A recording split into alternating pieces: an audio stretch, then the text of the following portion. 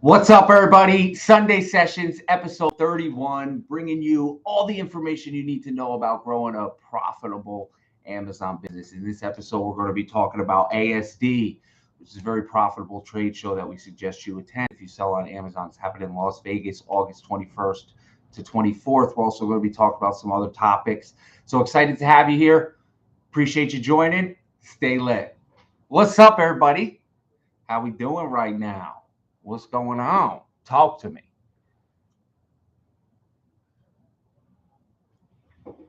It is another beautiful day. Where's everybody located? We're over here in beautiful Northeast United States. I'm sure we got people from all over the world in here. So, topic of discussion today is ASD, August 21st to 24th. If you're not going and you sell on Amazon, you should be there, right? You need to immerse yourself in an industry. And the best way to immerse yourself is to go to the events where people in that industry are attending. And one of those events is ASD. So I strongly encourage you to go to ASD. Let's see, we got some questions about ASD flowing in here. We got Nashville in the house, Orlando, London. What's up, everybody? Appreciate you being here and spending this time with me. I just saw an ASD question. Where did it go? Oh, tips on ASD Market Week. Yeah, so I just actually posted, if you're part of the EsellersRI community, jump over to the Facebook group. I just posted everything you need to know. I'll kind of give you a little recap here. Let me actually pull up that post. It'd probably just be best to read it. But essentially, ASD is August 21st to 24th. Now, you should really only, the 2 days that are a priority to go to, the 2 days that you definitely want to be there are the first and the second day, the 21st and the 22nd.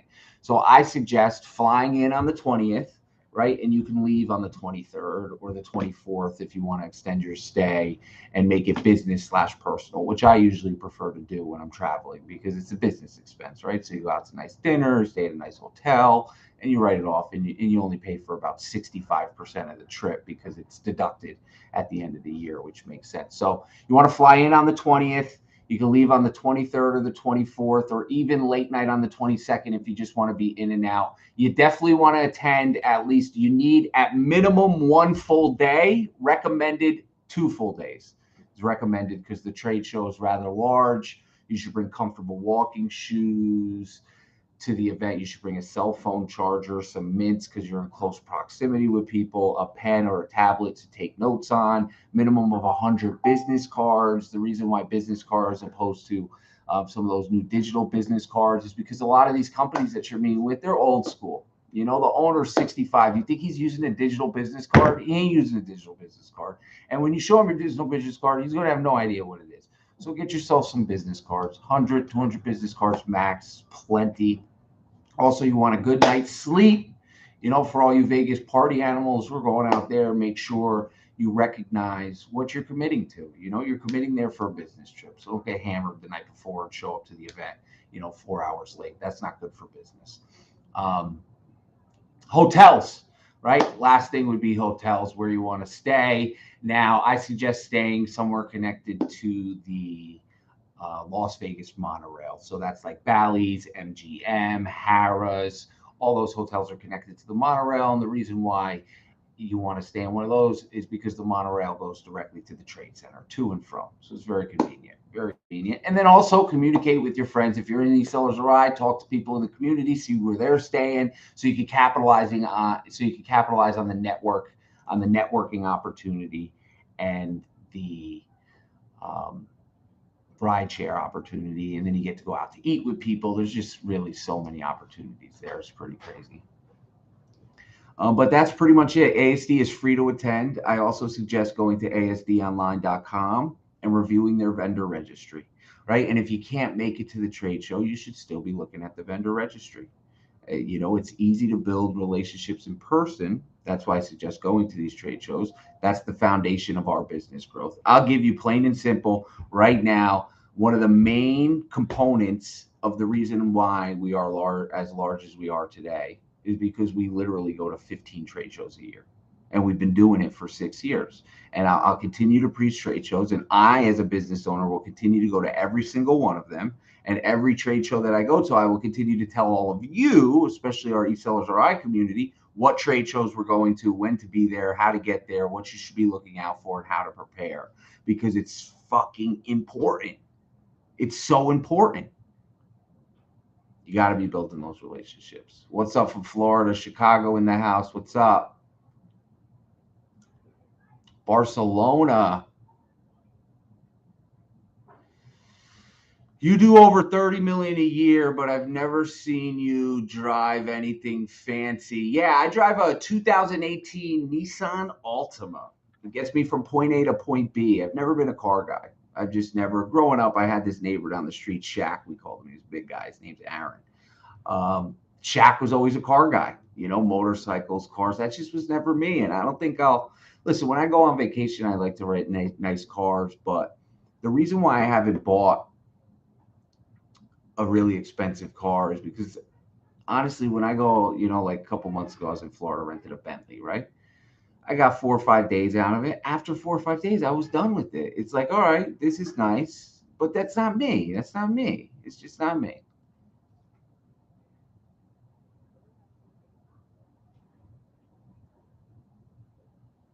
Yeah, so the game plan 300 and 300C money. I don't know if you're in EsellersRI, but you're asking a lot of good questions, and EsellersRI would be great for you. But he asked, or she asked, do you just ask vendors if they accept Amazon sellers? Yeah, it's listen, that's the short of it, you know, but it's not like we just walk up to them, hey, I'm Eric, do you accept Amazon sellers? Like there's a finesse to the conversation, right? Usually I'll break down right now what I do when I walk up to a table, right? Let's say this is the table I'm walking up, brand new vendor walking up. I see a product, I pick it up, I look at it, right? Out of the corner eye, I'm making sure that the account rep who's walking around notices me looking at the products, right? Because I'm trying to get that connection there. So I'm just looking at the product. They're going to walk over to you. They're going to say, hey, what's up? You know, what's going on? Welcome to ASD. This is our booth. And you're going to say, you know what? I actually purchased this product. I carry this product right now. And, you know, you should know your numbers, or you could check it real quick in your app. And you could be like, right now I'm paying $250.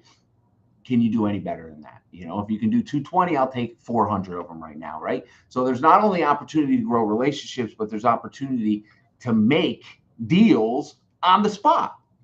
It's fucking crazy. Sebastian and I were just talking last night, all right? And last night we were talking about one of the most recent trade shows we went to. It was a, hold on, Sebastian just messaged me.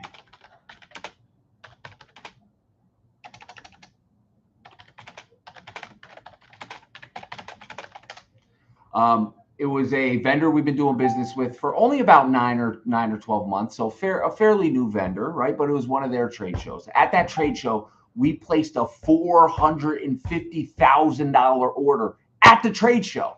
And literally the entire order was filled over the course of 3 months and shipped to us, right? So like opportunities like that just don't present themselves when you're cold calling and emailing vendors. They just don't present themselves like that. It's just not how it works, unfortunately. You need to be immersed in the industry, and ASD is a place to do that, as well as Expo West, Expo East, Fancy Food Show, the Toy Fair, New York City, Miami Mart, Philly Mart. All of these trade shows are trade shows that you all should be attending.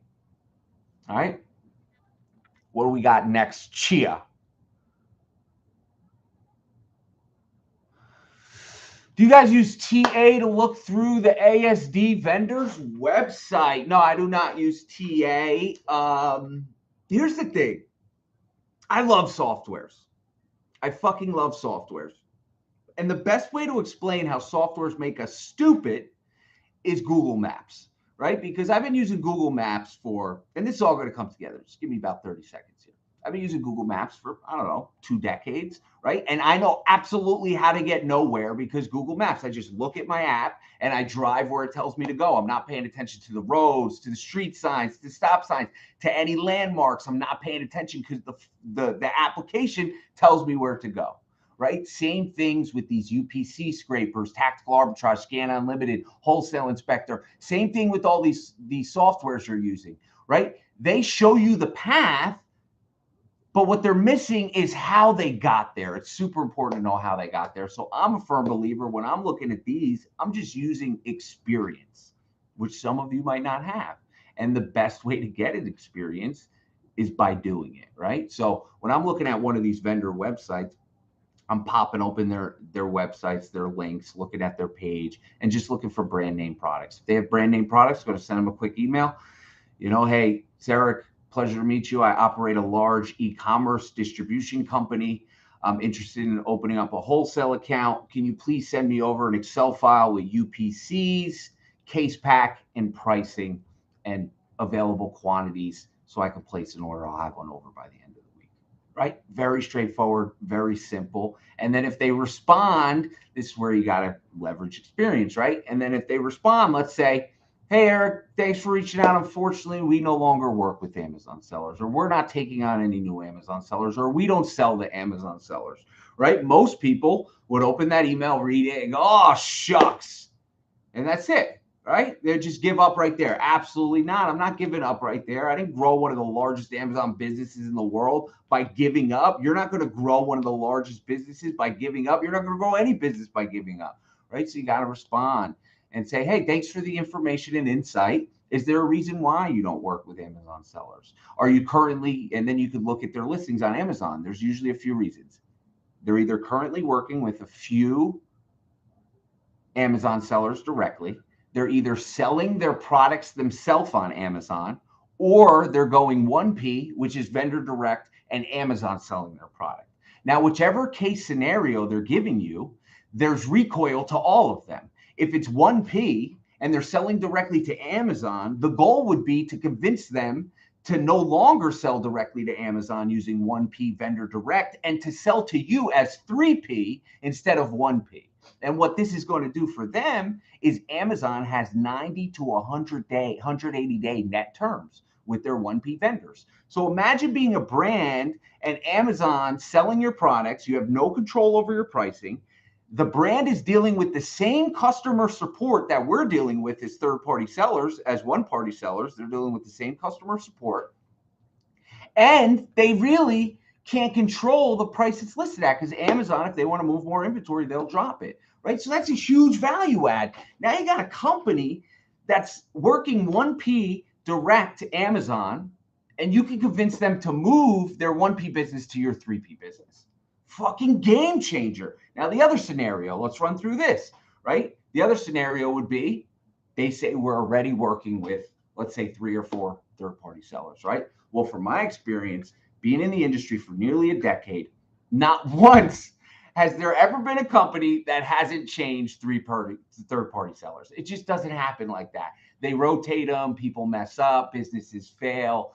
They're constantly looking for new third-party sellers to take their business onto Amazon, because those initial 4 that they're working with right now, there's a very high chance that 1 or 2 of them, 3 of them, or even all 4 of them aren't going to work out in the long run.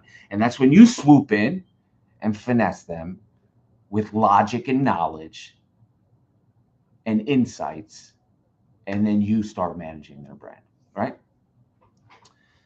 So it's just a little insight there.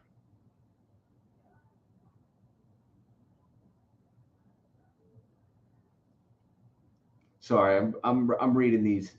I got something crazy happen today, so we're basically we're enrolled. We represent the brand. Long story short is there's the Amazon put. It's just crazy. I can't even explain it without giving it all away. So I'll save that for another day. But Sebastian's sending me messages here. What do we got? I'm sure we got some questions here. I'm sure we got some questions. What's the best way to find a private owner operator to get an FTL shipping cost down? So the best way would be to use a third-party broker. Unishippers is a great one. What's the other one? Like HW Morrison or something. There's a bunch of them. You just Google brokers. And then once you start getting these drivers come to your warehouse, start talking to them, right? And you open up a conversation. That's how we got our sole owner operator driver that basically just works for us and a few other Amazon companies right now. but they take 6 shipments a week. So, you know, when these drivers come to your warehouse, I'm sure you got some returns laying around. I'm sure you got a 6-pack of soda. Like, just give them some stuff. Hey, man, you know, you want this boom box, or, you know, just lather them up and say, hey, you know, I actually send 4 shipments a week to Amazon. Would you consider taking them? And then the person will weigh the pros and cons of it and give you an answer. And then boom, you got your own carrier. No longer dealing with Amazon partner carrier, which is a fucking nightmare. Great advice about the trade shows. Yeah, no problem. Miguel said, ASD for arbitrage or wholesale and private label. So it's for wholesale. So ASD, and there's private label companies there as well. So there's some private label companies, which is smaller than it's been in the past ever since COVID, because most of the private label manufacturers, they're coming from overseas, you know, China, India, Turkey. So they're flying in and presenting their booths at ASD. But since COVID, there's a little more restrictions, but it's mainly for wholesale. So ASD is what we call a distributor show, opposed to more of a brand direct show like Fancy Food Show or Expo East or Expo West, is where you'll find a lot of smaller niche brands. But at ASD, you'll find a lot of distributors. Are you guys ever going to break out with a class? What do you mean, Robert? Break out with a class over on YouTube. We have some classes. What is the best way to make the turnover shorter? My case is that I'm working from Central Asia and it takes 2 months for the products to be sold and get my money for the next use. You got to get more products, right? So right now I would assume, Maksat, that you only have, you know, 1 or 2 products, right? So the way it's working for you right now is you're ordering the product. It's taking whatever, 45, 60 days to get to you. You're listing it, it's selling, right? And then you're projecting based on sales, you're ordering it again, it's coming in, right? So what that's doing is creating a bottleneck because you only have one or 2 products that's generating revenue. The best way to solve that, which is also the hardest way to solve that, is to double or triple the amount of products you have, right? Because then you're not relying on the cash flow and the disbursement checks from those from that 1 or 2 products. You have access to more opportunity because you're selling more products on Amazon. Hope that helps, Mexop. Lots of orders, that's a good thing. Hey, Eric, for newer sellers, would you recommend Seller Board or Inventory Lab for profit calculation? So I know Inventory Lab, I don't believe, see, here's the thing. I don't use Inventory Lab, so I'm not aware if it gives profit calculation. I know it documents cost of goods, and I know that the reporting from Inventory Lab is slightly off from Seller Central. But what I do know is Seller Board will provide that information. So as far as Inventory Lab, maybe someone else can chime in here. If Inventory Lab provides profit calculations or if it's just for tracking cost of goods.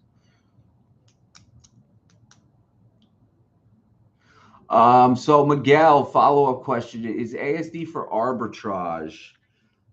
So you will find if you go to ASD online that a lot of the vendors will essentially do what they call a drop ship program, right? Which is essentially you can order the product from them.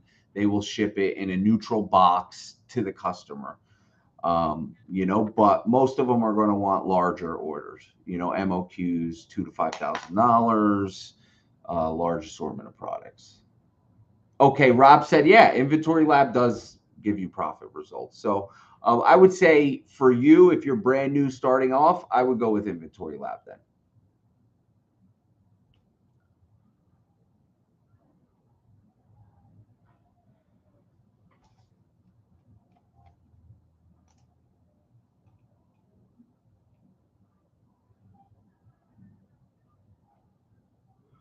So the next question here is, all the vendors mixed in together on the floor, or are they spread out and sectioned off? So you're going to find that they're spread out and sectioned off. So where you're going to want to spend most of your focus is in the West Hall, right? Because the West Hall is going to have what they call value and variety. That essentially means wholesalers and distributors, right? That's where you're going to spend 80%, 70 to 80% of your time will be spent in the West Hall. Also, in the other hall, there's beauty distributors, there's apparel, there's jewelry, there's cash and carry, and then there's the private label section. Now, what we've done as a consulting company who's been to literally hundreds of trade shows in the past decade is we've created a trade show walkthrough. So if you've never been to a trade show, or if you've only been to a few and you're nervous or concerned and you don't really know what to do, that's okay. Because what we do is we meet, there's 2 times you can select. We meet on the first day ASD opens, and we literally take a group of people and we walk the show floor with you. Me and Sebastian and you, we walk the floor with you. We introduce you to companies we've been doing business with for years, and we show you who to talk to and what to say. It makes your life a lot easier, right? Because my first maybe 4 to 5 trade shows, I literally barely spoke to anybody because I didn't know what to say.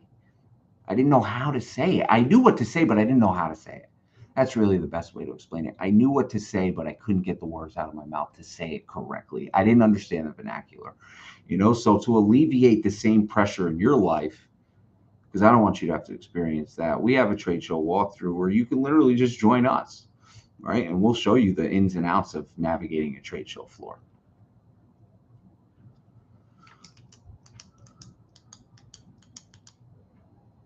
Yeah, Lauren. I got that.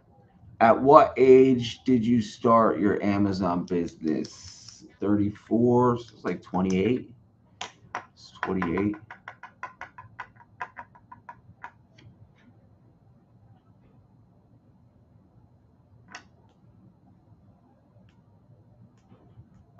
At what point in your business did you start going to trade shows? So I'll tell you, I'll give you the story behind our trade show experience, but it doesn't have to be like that for you, right? Because so when we first started going to trade shows, our first trade show was probably 2016, maybe 2015, but I'm going to say 2016. So at that point, we were already selling on Amazon for about 2 years, year and a half. We're mainly doing retail arbitrage for Costco, BJ's, Sam's Club. We were picking things up, getting them shipped by the truck by those retail stores. And we just knew there had to be a better way. At the time, we we're probably $2-3 million in annual sales. We just knew there had to be a better way than literally going to a retail store, shopping the aisles, and buying 10 units of this, 50 units of this, 5 units of this, and 16 units of that. It was very time consuming. It just didn't make logical sense to us anymore. So we jumped on Google. Sebastian jumped on Google, and he found a trade show in San Francisco. First trade show he ever went to. It was, I don't even think it exists anymore, and I forgot the name of the trade show, but it was a health food trade show, right? Which was real big back in 2015, 16. It was very trendy, right? Health food products. So we went to that trade show, we built some relationships, and we ended up placing our first wholesale order. It was for, oh, don't quote me on the title of the name of the company. I think Manitoba. It was Manitoba. Oh man, I gotta Google it now. It was like Sprouts or something. Manitoba Harvest, fresh hemp. Yeah, it was maybe a hemp, Manitoba Harvest I got here. Anyway, back to the story. Yeah, hemp hearts, Manitoba hemp hearts. Exactly. Got a full truckload of hemp hearts and crushed it. And that was our first wholesale order. But in the day and age we live in now, fast forward 8 years, like there was no Facebook accounts talking about Amazon, no Instagram accounts talking about Amazon, no YouTube like here talking about Amazon. Nobody was doing what I'm doing right now. So we had to figure it out for ourselves. You don't have to figure it out for yourself. So to answer your question, when should you be going to trade shows in your business? As soon as you can afford to get on a plane and go to a trade show is when you should be going. So if you started your business yesterday and finances aren't a thing where you're not living paycheck to paycheck and you can book a flight, go on United right now, book a flight to Vegas. Head out there. Use your business credit card, deducts your taxable income at the end of the year. Listen, a lot of people talk about spending money to save money. I'm a firm believer in it, right? Last year, at the end of the year, I made a decision to invest in an $80,000 mastermind. to reduce my taxable income. Because the way I see it, $80,000, or let's say the business trip to ASD, $5,000, right? If you don't have to pay tax on that $5,000, you're essentially saving 35% of that, So 35% of 5,000 bucks, like 1,700 bucks back in your pocket, right? That you would have just been given to Uncle Sam anyway. So that's the logic behind that. All right, I'm going to answer one or two more questions here. We're rocking though. Let's see what we got. Got any questions over on YouTube? And forget about y'all. 0% of our business. Hey, Rob, 0% of our business is online arbitrage, and 0% of our business is retail arbitrage. It hasn't been any. OA has never been any of our business, and RA was our business for about the first 3 to 4 years. And 2 years in, it was transitioning between RA and wholesale. Nice. Rob said, I'm proud to say that I broke 10K a month for a couple of months conservatively and even got a 5K loan from Amazon. That's huge, brother. Congratulations, man. So happy for you. That's amazing. That's what I like to hear, Hi from Toronto. Hello. Big distributor wants proof of warehouse and 24-hour available forklift. UK based, can't risk a 3-year lease at 15K a year until I have the account. Trying to use someone else, but no luck.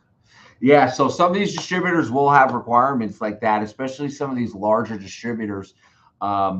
They will definitely set prerequisites. What they'll do is they'll Google your address and they'll actually look at your site, and if you don't have an address to give them, then they're not going to open that account. That's why having a warehouse leverages the growth of your company, and unfortunately for you, SEO daddy, I feel weird just saying that, but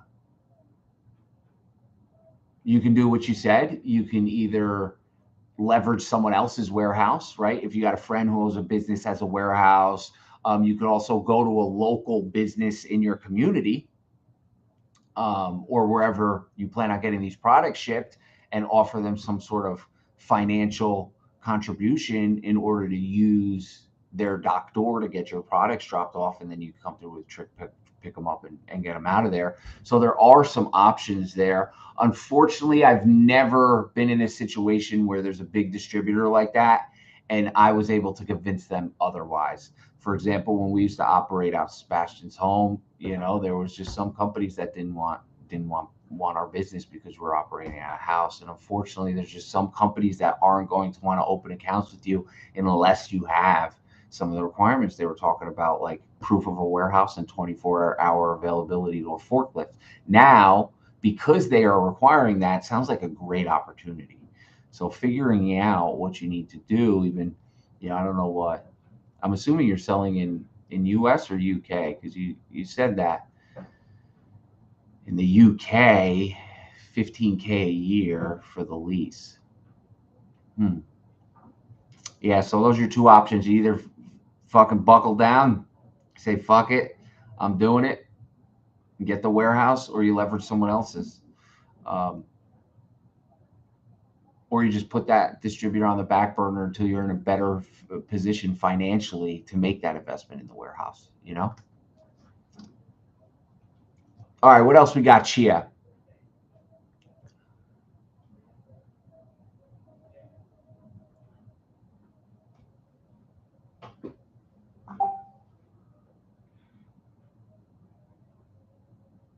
Yeah, absolutely. Robert just brought a great point. So if you ever run into a brand at a trade show, just pop up their listings on Amazon real quick, right? I like to use my phone. I keep on my phone. I just like to pop them up, right? Look at the Keep It charts, look at their pricing. One of the best tips to secure brand direct accounts is to look at Keep It charts and look for inconsistencies in their pricing and their order availability, so their in-stock rate, right? Because what most of these brands are having trouble doing is keeping consistent pricing on Amazon and keeping in-stock products, right? So if you look at a Keep It chart and you see the price at 14, then at 18, then at 13, then at 22, then at 16, then at 15, and it's out of stock for a week here, week there, that is a huge selling point to the brand. Like, listen, you focus on the brand, I'll focus on your business. I'll focus on Amazon. That's what I do. I'm an Amazon professional. You don't have to worry about anything. Returns, shipping, Anything, damages, don't worry. I got it. Advertising, listing creation, listing optimization. I'll do it for you. You sit back, you create more SKUs in your brand, send them my way. I'll list them on Amazon.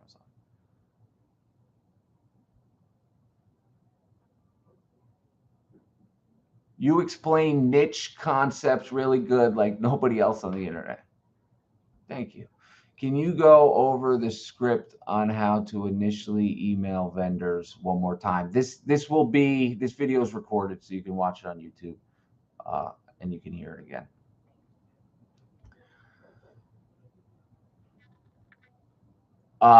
This is a good question. I'm addicted to this shit, right? I could literally, we might have to do like a, I don't know, see how many people just stay on here, but I could do this for fucking hours. So how many monthly sales do you think are good to sell a product? So we'll pick up products that are selling as little as 20 units a month, right? It's all based on profits, you know? So I have no problem taking a product that's ranked 200,000, that at that rank I'm making $30 on, dropping the price $10, $15, bringing it down to 100,000, where I'm still making 10 bucks and maybe only selling 15, 20 units a month. You know, but 15 units a month times 10 bucks, it's $150 a month in profit. You got 10 of those products, you're talking $1,500 a month in profit. You got 100 of those products, you're talking $15,000 a month in profit. You got 1,000 of those products, talking about $150,000 a month in profits. So don't sleep on the high-hanging fruit. Everybody wants that SKU that's going to sell 6,000 units a month and make them $6. Like, listen, it's not. I got a lot of SKUs. Right now we sell 3,500 SKUs.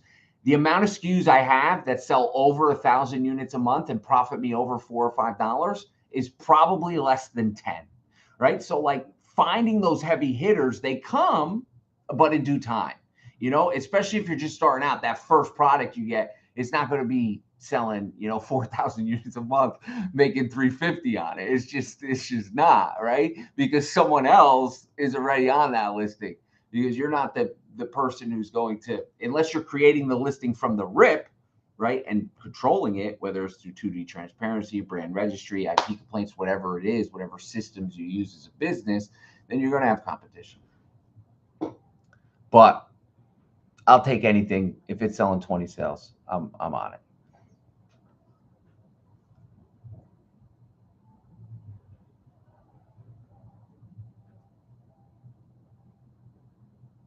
Nice. Tax-backs picking, who's Carlos, long member of EsellersRI in the inner circle, said trade shows where it's at. Currently in talks with 5 brands from trade shows this year. Nice. That's what I like to hear.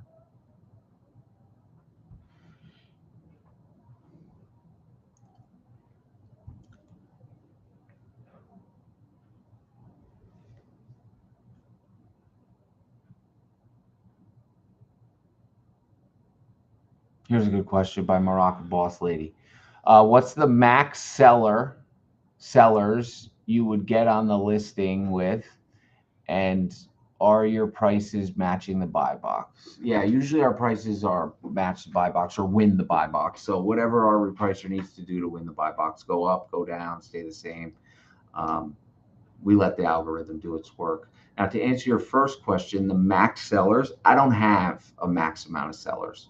I think a lot of sellers limit their growth by limiting the amount of sellers. And now let me describe, there's 2 different types of sellers on a listing. There's competitive sellers and there's non-competitive sellers. Now, depending on the price point of the listing, usually a competitive seller is within a few percentage points of the buy box. So let's say, for example, there's a product listed at $20.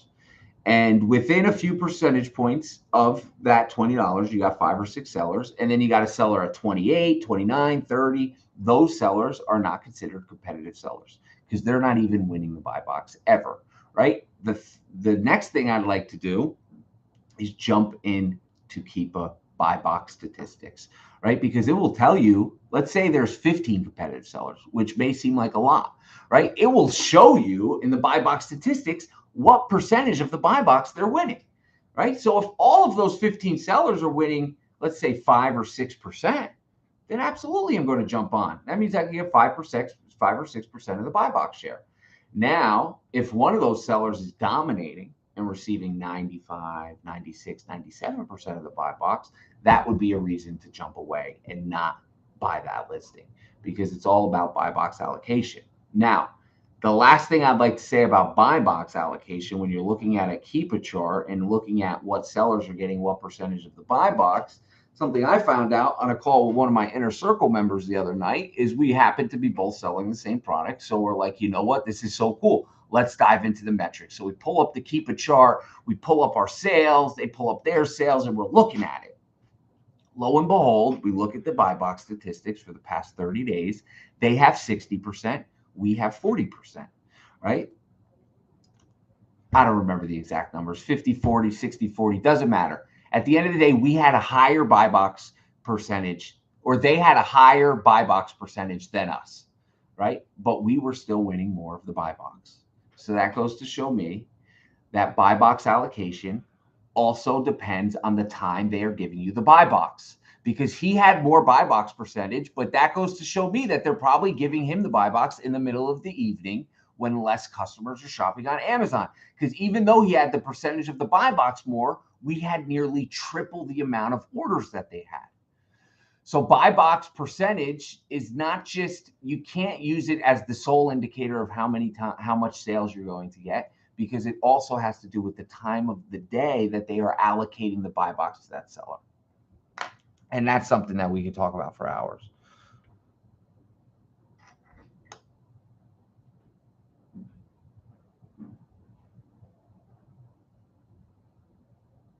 I'm a small Amazon seller, only brand name goods. Which trade shows you suggest you go to? Definitely ASD. You want to be at ASD, especially if you're selling brand name goods. If you're selling brand name goods, wholesale is the name of the game. ASD is the #1 trade show you should be going to. Another one would be Fancy Food Show, which was just 2 weeks ago at the Jacob Javits Center in Miami. The Toy Fair at the Jacob Javits Center, in New York, not Miami, in New York. The Toy Fair at the Jacob Javits Center is also great. Expo West and Expo East. It's the same 6 or 7 trade shows, whether brand direct or wholesale distributor.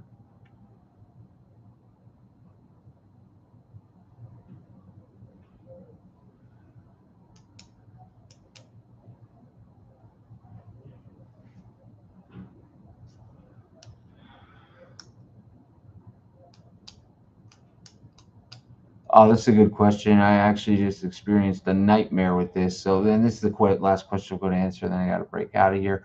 But this is from Momuza. Hey, Eric, for selling outside of the U.S. like Europe, do you find suppliers out there or the USA? So we sent a full container to the United Kingdom about 4 or 5 months ago. Cost us $11,000 to get it there. It was about $1 a unit. So just based on that, I would suggest purchasing from the countries you're going to be selling in. Makes it much easier, right? You think about it, when someone's doing it from overseas and they want to sell in the US, they're not shipping products. If it's wholesale, they're not shipping products from overseas to the US. Most of them, they're just buying products in the US and selling them on the US.com, right? Same thing goes for other marketplaces. It will save you, it will make you a lot more money, right? But the best method would be to do an assortment of both, right? Because I'm sure there's some SKUs that even with the cost of shipping from overseas, we'll be able to crush it. And then the other SKUs you could just purchase from the country that you plan on selling in. And everybody, it's been amazing. I appreciate y'all time. What do we see? Let's get rid of the comments here. Y'all want 10 more minutes or what? Throw me fire emoji in the comments if y'all want 10 more minutes. And if not, throw me a big fat X like, Eric, get out of here. We're done with you. Let's see. We got some fire emojis.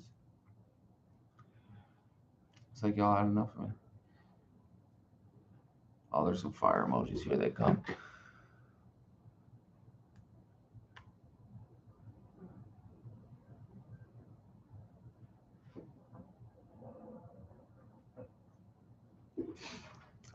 Here we go. We got tons of fire emojis. All right, we'll keep it going. 10 more minutes.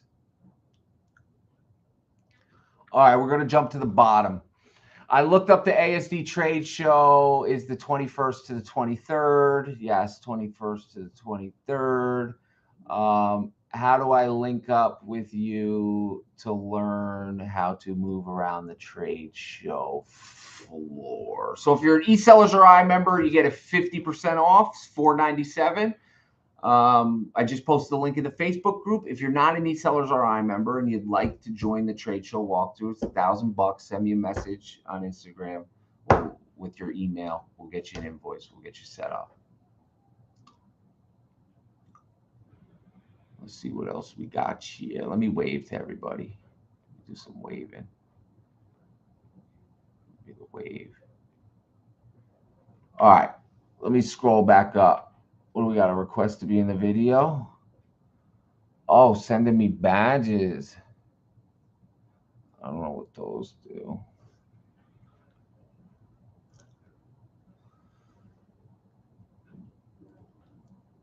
How much should you be making before using Ecom CPA? You'd have to tell me how much their services are. But don't skimp on accounting. Don't skimp on accounting. It's going to create a lot of issues in the future. Obviously, if you're just starting off, you don't want to be spending, $1,000 a month on accounting because you don't got it like that, but I don't know what the cost of their services are. So if you could provide a little insight, Johan, on what they're trying to charge you monthly, then I'll be able to give you a better idea. So why don't you do this, Johan? Let me know what they're charging you monthly, and let me know what your average monthly sales are, and then I'll let you know if it's something you should move with. Get a storage place with a loading dock. All right, what else we got here?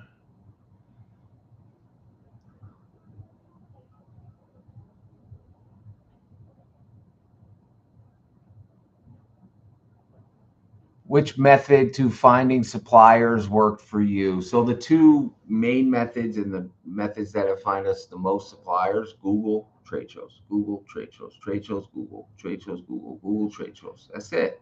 That's it. Some other great methods out there. I've also found some great suppliers just driving down Route 80. Looking at the trucks. That's another great thing. I'm sure you drove by literally probably 20 trucks in the past month that are great distributors, but because you were, bumping Hot 97, you didn't even realize it.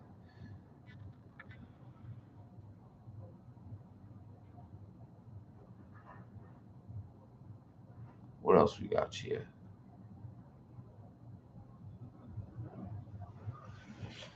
When do you recommend moving from arbitrage to wholesale? How many sales do you recommend having, or what is your advice? I recommend there's no sales or anything. Listen, if you can meet the minimum order quantity, which for most vendors is $1,500 to $2,000, if you have that amount of money, then as long as that's not the only amount of money you have and you got a couple $1,000s extra, then you should be placing wholesale orders, right? Imagine like this product right here. This is just an example, right? This is my personal use. This isn't a product we sell. I'm pasty as fuck. So this is just an example, right? Like this product, you could probably, let's just say Walmart. I don't know, $6 in Walmart, right? You go there, they got 30 units on the shelf. You scan it. Oh man, Amazon, I could buy this for $6. I'm making $3.50 every time I sell one of these. I'll list them FBM. It's a hazmat. Nothing to worry about. I'll list them FBM, get them out my door. I'll make a bunch of money. You scrape the 24 units into your basket. You go home. You list them. You ship them, and then the 24 units sell in less than 24 hours because it's a great product and you did your research properly. And now you got to go to 40 more Walmarts to get more products, right? I don't do that. I literally find this product in one of my wholesalers' catalogs, probably 15 to 30% cheaper than they're selling it at Walmart. So they're selling it at Walmart for $6. I'll probably get it for $4, maybe $4.50, and I'll order 400 of them, and they'll be shipped to my warehouse in 3 to 5 business days. It's a fucking game changer. It's a game changer. Now, a lot of you are going to get stuck on the profits, because some of those retail arbitrage products make it $8, $10, $15 on. That's great. That's great. I preferably like to make $3 to $4 selling thousands, hundreds of thousands of units. An average month, we ship 250,000 orders, right? So I'm not chasing $8 profits at that point. 250,000 times eight, what is that? That's $2 million a month. We ain't making that type of money. In profits? No, but I'm comfortable not making that type of money. Obviously, that's the goal. We want to get to that type of money. We're going to build our way up. And the best way to do that is through Amazon wholesale and volume, my friend. It's the best way. It's the easiest way. And I literally have documented my entire journey for all of you.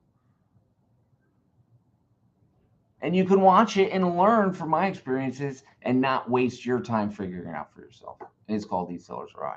What's your opinion on drop shipping in Amazon? Trash. Oh, I should have read the whole question. Sorry, I just got it. Sometimes I lose it. What's your opinion on drop shipping in Amazon, then transition to FBA or hybrid or both? Drop shipping, trashola. Literally trashola. Just don't even think about it. Don't even consider it. Right? Unless you're going to do it within Amazon's terms of service, which means you can't be purchasing from Walmart, from Target, from these big box stores and shipping it to customers unless you get it shipped to your house first. And then essentially it's not drop shipping, it's online arbitrage, right? But there are companies you can partner with who do offer drop ship programs. But once their fees are added in, you're not making any money anyway, right? I'm at the forefront of this shit.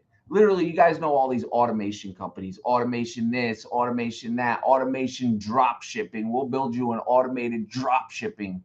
Well, lo and behold, all these companies are now reaching out to me because their drop shipping business are failing and they have hundreds of clients who paid them tens, if not hundreds of thousands of dollars to manage their stores, and they can't fulfill on their promises. Right? So they're reaching out to me and saying, hey, Eric, we need to transition our entire 250 stores to wholesale. We need your help. And I let them know, okay, we'll help you. It's going to cost you at minimum 6 figures because we can fix that up. But dropship is not the move. It is not the move. What's your question, D. Cartier? I see. Can you answer my question, please? But I don't see your question. A lot of questions are coming in. How do you get into our group? Send me a DM right now, right? Or after this call, send me a DM, fire emoji, and you got 2 options, right? I can either send you a link. You could join the group. You could be in the community watching videos on how to grow your business in the next 10 minutes. Or if you have some additional questions before you sign up and you want to jump on a personal phone call with me, right? Then let me know and I can send you a link to my calendar, or we could jump on a phone call because I want you to be comfortable with your investment, right?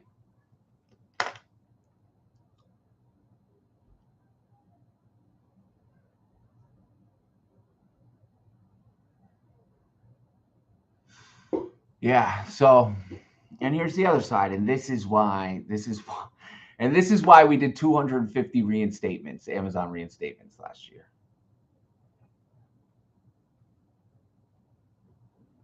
Because of comments like this, doing drop shipping to build capital, right? Which, don't get me wrong, it's a great way to build some cash flow up. It's also a great way to get your account suspended. Great way to take the past 6 to 12 months you've been putting in work and throw it all out in the garbage and have to create a new Amazon account and get like an IP address fucking hider and like all that shit and navigate outside of the terms of service because you didn't want to navigate within them from the beginning. Right. And I'm just speaking from experience here. Literally, we offer a service where we help people get accounts reinstated. In the past year, we've done 300 of them. 250 of those were for drop shipping complaints.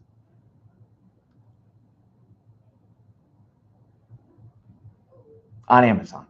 Drop shipping, you want to do Shopify? Go for it, right? Amazon's just super strict.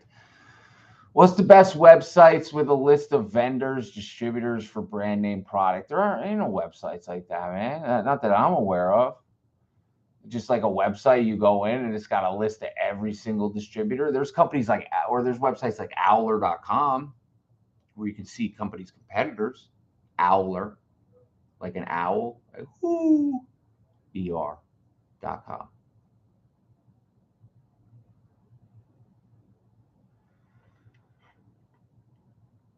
How do I get into your group? I've been in another group, but I did 195K in 1 year. I'd like to help you 5X that. Looking to get into wholesale, but the other groups are no help with this. Yeah, send me a DM, man. We'll get you set up. It's not a problem. Literally, we built the best Amazon community in the world. I don't care what nobody says about it, because it is. It is literally every single Monday night we have a live call just like this, except you guys get to talk back and ask your questions live. It's fucking crazy. Every Monday night I've been doing that shit for 2 years. 2 years. So the people in our group, I just want to spit out the statistic as a not as a flex, but as proof of concept, right? The people in our EsellersRI group sell $60 million a month on Amazon.com. 60. That's not including our 5 million. So if you include us, just our community's doing 65 million a month on Amazon.com. It's fucking nuts. What is that? 65 times 12? It's ridiculous. It's ridiculous. That's a lot of money. That is a lot of money being exchanged. And it's because we show people the right way on how to build legitimate Amazon businesses. We shipped out over 200 awards. Companies breaking first $500,000 a month in sales, first $1 million a month in sales, first $10,000 a month in sales, first $50,000 a month in sales. What about the competitors? Many companies with the same distributor. Yeah, that's okay. That's okay, right? Competition is good in Amazon wholesale. Keeps the market moving, keeps the market flowing. It's good. So when you jump out of a listing because you're having trouble sourcing it at the right price, or there's supply chain issues, there's other sellers selling on that listing, keeping the BSR low. So when you do find inventory, you could scoop back in, jump on that listing, and make the same money you were making 3 months ago, right? So yeah, there's competition, but one of the best ways, we're going to take it back to the beginning of this call, one of the best ways to eliminate the competition is to build those personal relationships with these vendors that you're building relationships and growing with.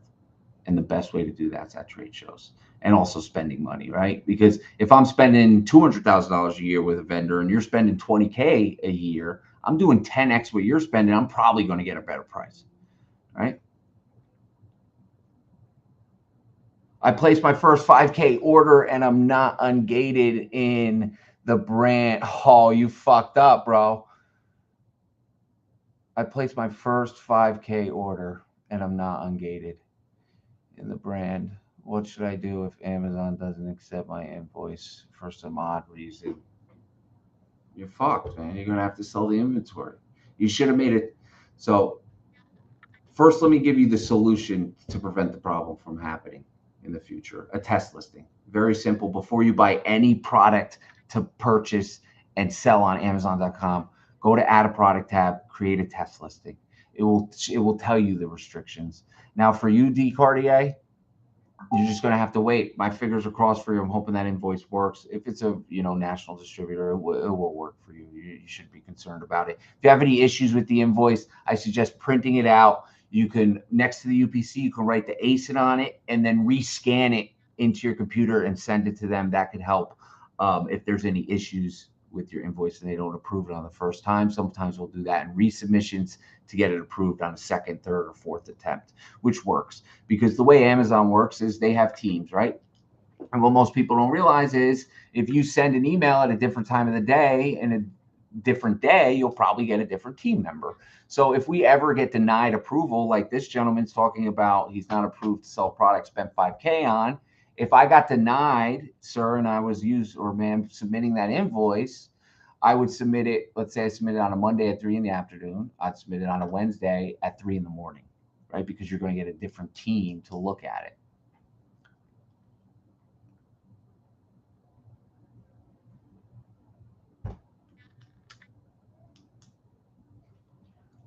Oh, that's a great question. So Dracker Suick asked, how do we keep track of how much money our community members are selling on Amazon, how much they're making on Amazon? So we have in our private group, we have a drop down where they can select an award they've won, right? So the actual number of our community and what they're selling is actually much higher than $65 million a month. It's probably closer to 100, but this is only based on the people who have voted for an award. So we have 5 or 6 awards, $10,000 a month, $50,000 a month, $100,000 a month, $500,000 a month, and $1 million a month. And based on the submissions for those awards we shipped out, they total $65 million a month.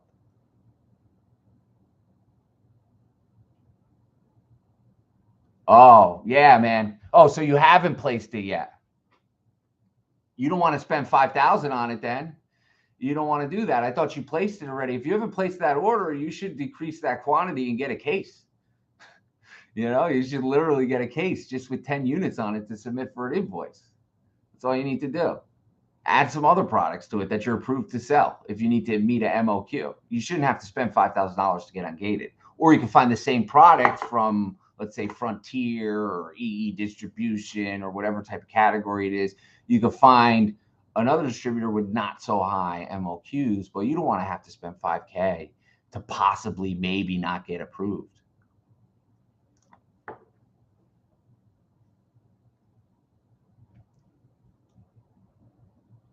Worst case, if a product isn't selling on Amazon once it's shipped and in the warehouse, are you allowed to remove it from the Amazon warehouse? Yes, absolutely. It's called a removal order. And the fees for removal orders are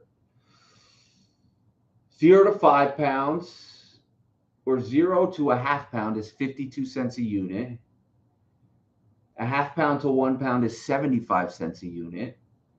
1 pound to 2 pound is $1.14 a unit. And listen, you got to have this printed out right here. Literally, I got this. I got the removal and disposal fees printed out right there, and I leave them there. And the reason why is because I'm always repricing products, right? And I want to make a decision. So let's say here I got a 6 pound product, right? 6 pound product that at the current price I'm losing $1 on. Right? So we got a 6 pound product that we're losing $1 on in order to sell it on Amazon. And you need to make a decision if you are going to lose the $1 or pull it back. Let's do some math here. We got 6 pound product. So anything more than 2 pounds. So it's $1.51 for the first 2 pounds. So we got $1.51 for the first 2 pounds. And then it's 63 cents for each pound over 2 pounds. So we're going to do 0.63, 6 minus 2, that's 4 additional pounds times 4. So that's 252. So now we got 252 plus 152 for the first 2 pounds. 404. It would cost you $4.04 to pull that inventory back to you, when on Amazon you're only losing $1. But because you didn't run the numbers, you pulled back the inventory, when really, if you looked at the listing, there could have been a chance where you could drop it another $1 or $2 and sell out your inventory and actually make $1 or $2 more than creating a removal order. So it's like little things like that. You got to know what Amazon's fee structures are.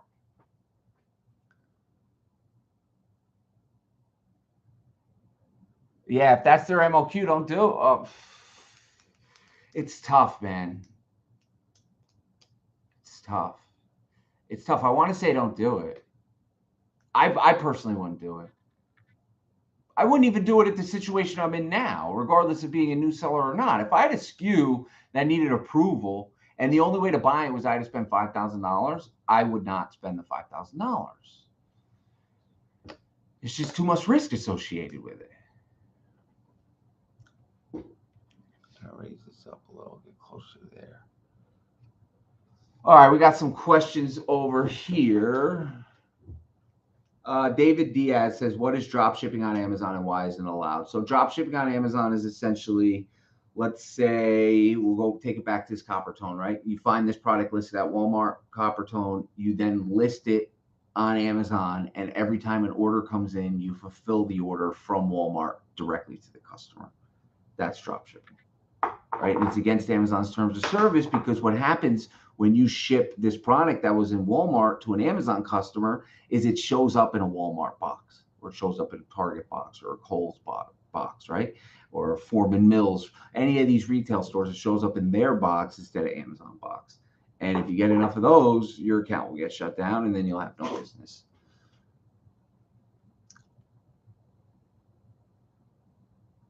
Yeah, East Bay's great for Ungates as well. See, now we got the community moving.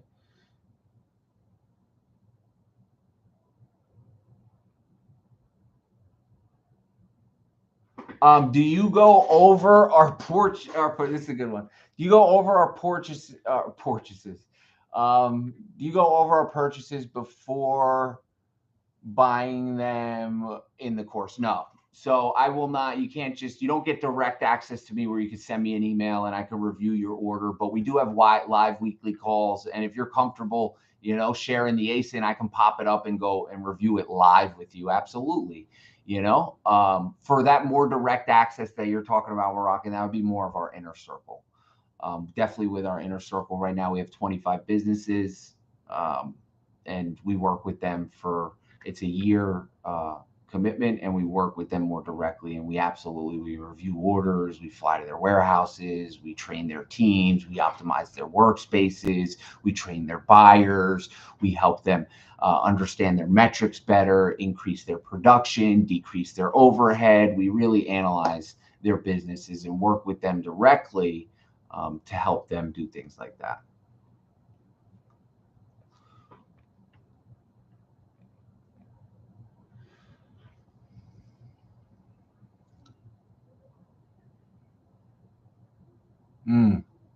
This is a great question. Really get me thinking about life here.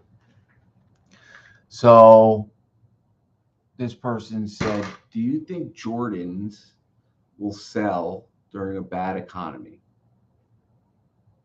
I don't know.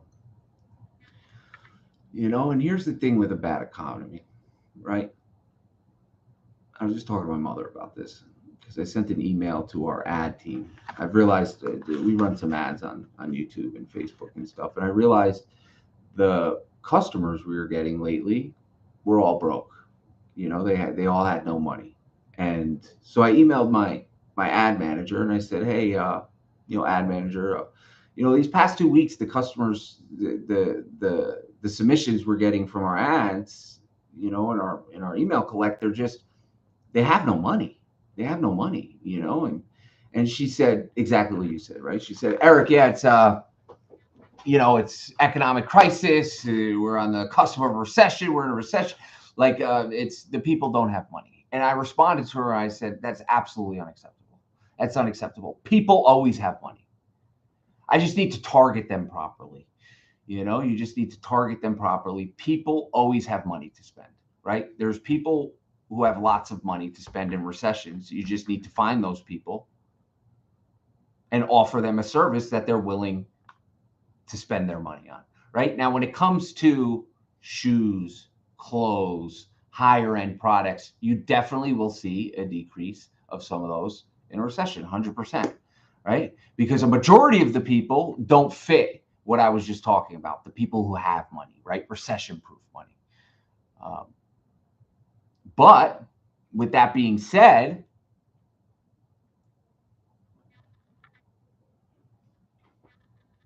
hold on, I just got a notification. With that being said, that's why I like to sell consumable products, right? Because I don't have to worry about selling Air Jordans or Nikes. I don't even have to worry about, are people going to purchase this in a recession? Because toothpaste, mouthwash, chips, right? Salad dressing, like all the staples that people eat and consume on a daily basis to feed their souls and feed their bodies, they're going to use them no matter what. They're going to use them no matter what, and they'll always pay inconvenience to get it to their house at a quicker time. So as far as Jordan's, Nike goes, yeah, you could see a drop off, but what you won't see a drop off in is consumable items like deodorant, shampoos, conditioners.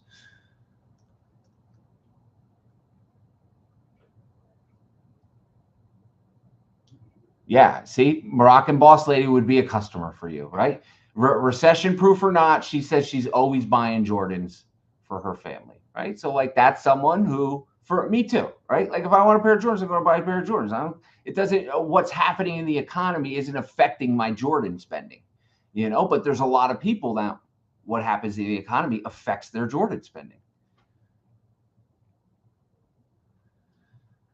Have you ever opened wholesale accounts with brands directly? If so, do you recommend it? Yeah, we absolutely, but we call them more like brand direct relationships. Now, keep in mind, whenever you have a brand direct relationship, usually the cost of goods is going to be a little higher, right? And the reason why the cost of goods is a little higher is because you're not going to be able to compete with the volume that their big national distributors are purchasing, right? So let's say a distributor is purchasing 4 truckloads, but you only want 4 pallets, right? They're definitely going to give that distributor who's getting 4 truckloads a better price than you, who's only getting 4 pallets. So I always prefer to get products directly from wholesalers and distributors because you'll find that their pricing is even more competitive over the brand's pricing because they have to distribute their products.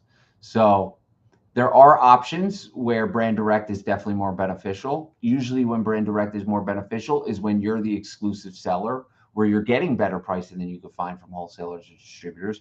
We've worked out some sort of agreement where you're either enhancing their listings through optimization, SEO, enrolling their product in brand registry, creating a storefront, optimized images, the whole nine, then that is an opportunity where a brand direct relationship would make more sense. 100%. But I personally prefer and I recommend for the most growth, especially if you're just getting started, the best place to find products is through wholesalers and distributors. Yeah, exactly. Deodorant, toilet paper, stuff like that.